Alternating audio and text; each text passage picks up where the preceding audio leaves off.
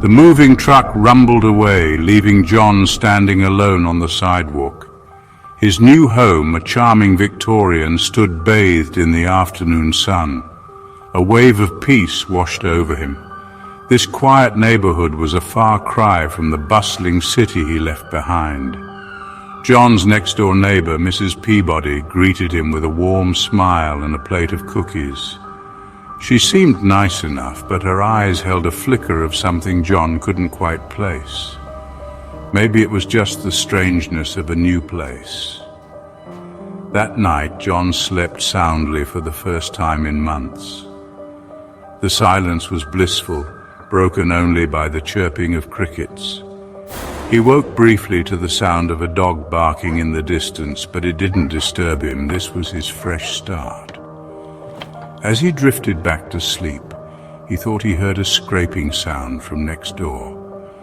It was faint and easily dismissed as his imagination. John rolled over and went back to sleep, unaware of the darkness brewing next door.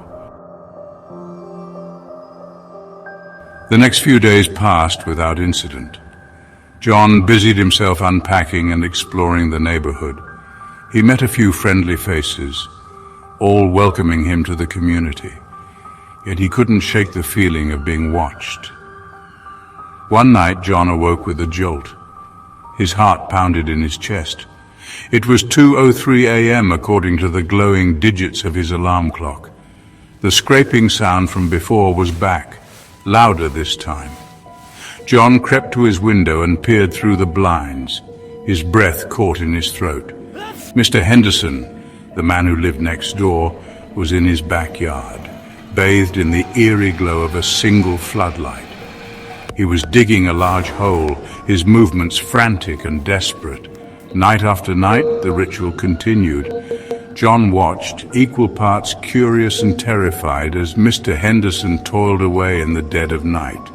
He tried to rationalize it. Maybe Mr. Henderson was just an insomniac with a passion for gardening, but deep down John knew it was something more sinister.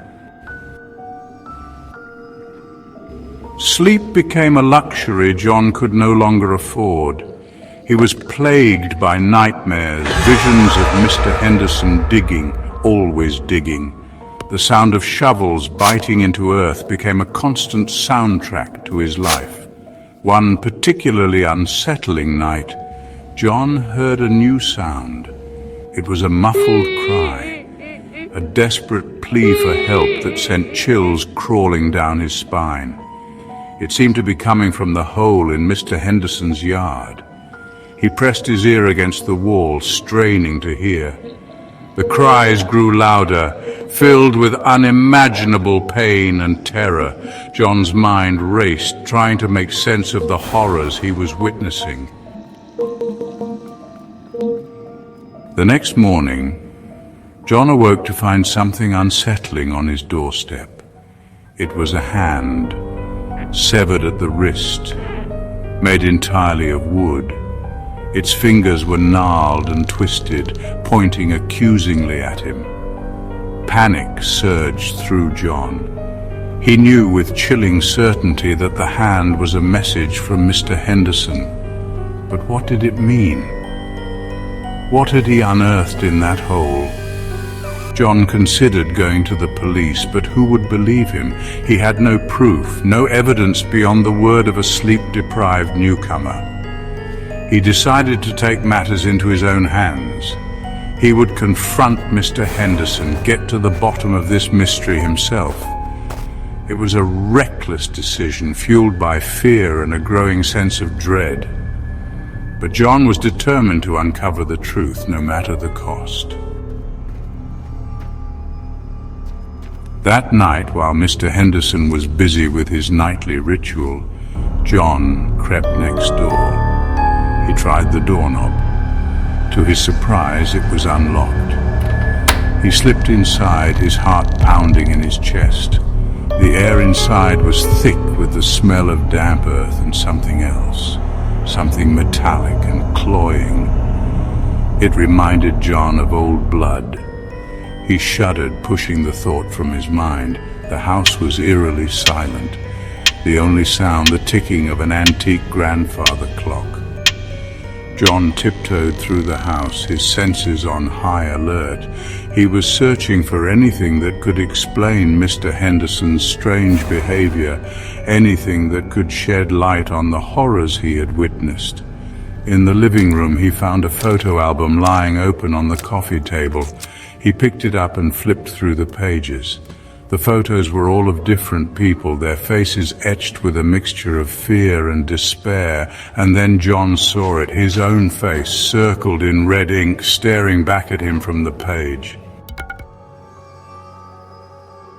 A wave of nausea washed over John. He stumbled back, dropping the photo album to the floor. It was then that he noticed the wall.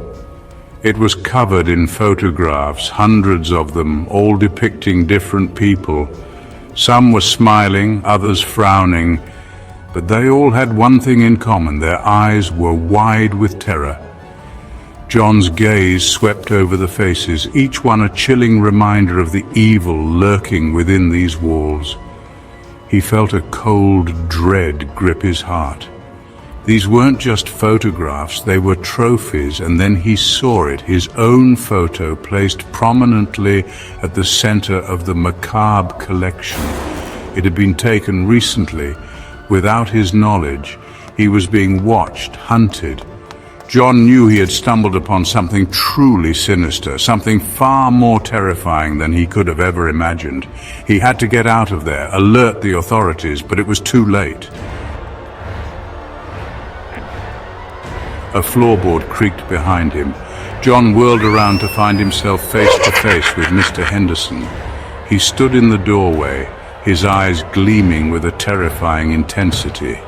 In his hand, he held a rusty shovel, its blade caked with dirt, and something that glistened ominously in the dim light. John's blood ran cold.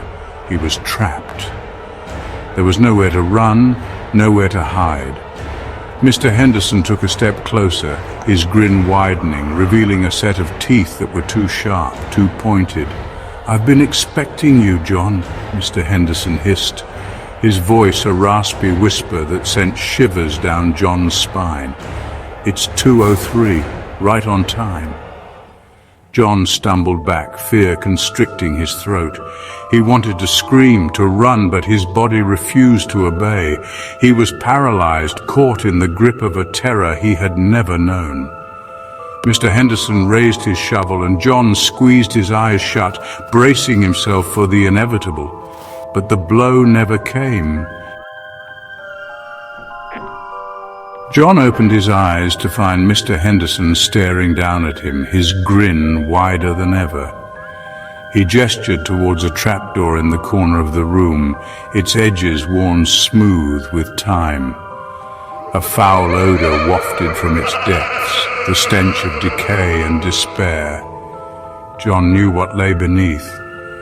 He had heard the screams, had seen the terror reflected in the eyes of the faces on the wall. His stomach churned, but curiosity warred with his fear. He had to see, had to understand. Mr. Henderson threw open the trapdoor, revealing a staircase that descended into darkness.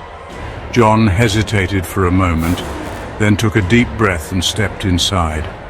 The air grew colder, heavier as he descended, pressing down on him like a physical weight. As his eyes adjusted to the gloom, John realized with growing horror that he was standing on the edge of a vast subterranean chamber. The air was thick with the stench of death, the ground littered with bones. And in the center of it all, a pit, its depths shrouded in shadow.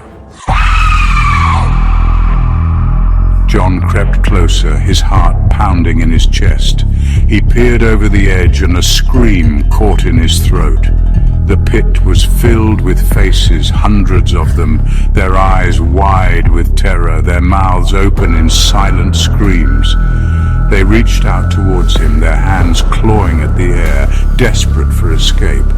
And then John saw her. Mrs. Peabody, her kind eyes now filled with unimaginable pain and terror. She She reached out to him, her voice a strained whisper that echoed through the chamber. "Run, John, he's coming for you next." John stumbled back from the edge of the abyss, his mind reeling. He had to get out of there, had to escape before it was too late. He turned to flee, but a hand clamped down on his shoulder, its grip like a vice. "Leaving so soon, John?" Mr. Henderson's voice was a chilling whisper in the darkness. "But the night is young, and it's 2:03, right on time." John struggled against Mr. Henderson's grip, but it was no use. He was dragged towards the edge of the pit, his screams swallowed by the darkness. As he fell, he saw the faces of the damned staring up at him, their eyes reflecting his own terror, and then everything went black.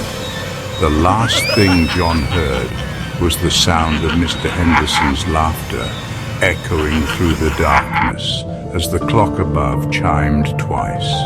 It was 2:03.